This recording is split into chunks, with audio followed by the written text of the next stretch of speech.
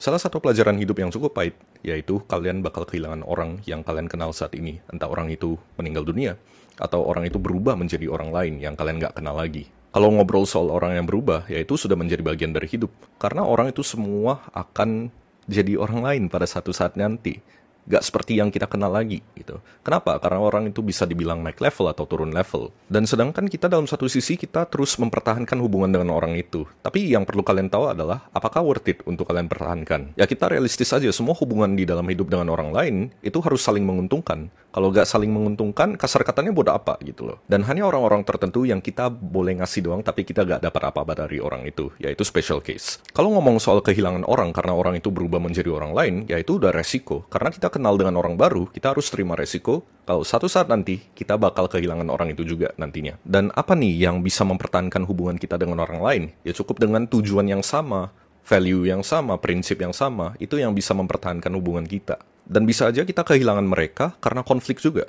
Konflik dalam arti perbedaan prinsip, perbedaan value, perbedaan pendapat yang udah gak bisa dinegosiasi lagi, ya atau bahkan seperti tadi yang gue ngomong, lu gak dapat keuntungan dari orang itu lagi. Memang gak enak kalau lu kehilangan orang, tapi semakin sering lu kehilangan orang karena orang itu berubah, ya semakin lu sadar, kira-kira gue butuh orang seperti apa, dan kira-kira gue harus menghindari orang seperti apa. Ya bisa dibilang kalian paham red flag-nya apa, green flag-nya apa. Dan ketika nantinya kalian masuk ke lingkungan baru, mau kenalan dengan orang baru, kalian udah tahu kira-kira red flag sama green flag-nya apa aja.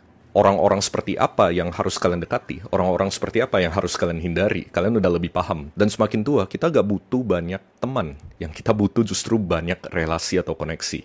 Kita tidak butuh banyak-banyak teman, yang penting teman-teman itu bisa ngedukung kita untuk terus berkembang ke depannya. Kalau ambil kutipan dari Stoicism, dibilangnya kalau kita gak ada perubahan, kita gimana bisa berkembang, kita gimana harus bertumbuh, gimana kita bisa menghadapi masalah nantinya, dan bahkan gimana kita bisa membangun hubungan yang baru, membangun motivasi kita untuk berkembang.